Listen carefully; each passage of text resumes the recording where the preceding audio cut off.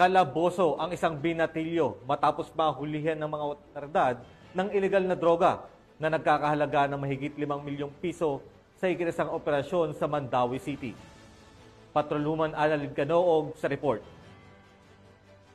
Mandawi City PNP ang 5.7 milyon na halaga na hininalang shabu mula sa isang binatilyo sa Sadagawang Bypass Operation sa sitio Kamanggahan, Barangay Labugon, Mandawi City, Cebu noong 23 ng Hulyo sa taong kasalukuyan. Kinilala ni Police Major Michael Malorca, Officer in Charge ng Police Station 3, Mandawi City Police Office at suspect si Alice Bukbuk, 19 anyos, at residente sitio Tabay, Barangay Labugon, Mandawi City, Cebu. Ikinasa ng mga paratibang naturang operasyon banda alas 9:35 ng gabi na resulta sa pagka-aresto ng suspect na sabat ang 20 heat seal at 5 knot tied plastic packs ang hinilalang shabu na may kamuang kimbang na 850 na gramo at may standard drug price value na 5,780,000 pesos, coin purse, sling bag, cellphone, digital weighing scale at buy-bus money. Samantala, kasalukuyang nasa custody ang Police Station 3 Mandawi City Police Office and suspect para sa dokumentasyon at tamang disposisyon. Kami po sa PNP, lalong-lalo na po dito sa Mandawi City Police Office,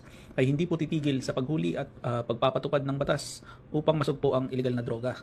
Ang pagkakaaresto po ng suspect ay naging isang malaking suntok sa network po ng droga, hindi lang po dito sa Mandawi City, kundi sa buong Region 7 na rin po.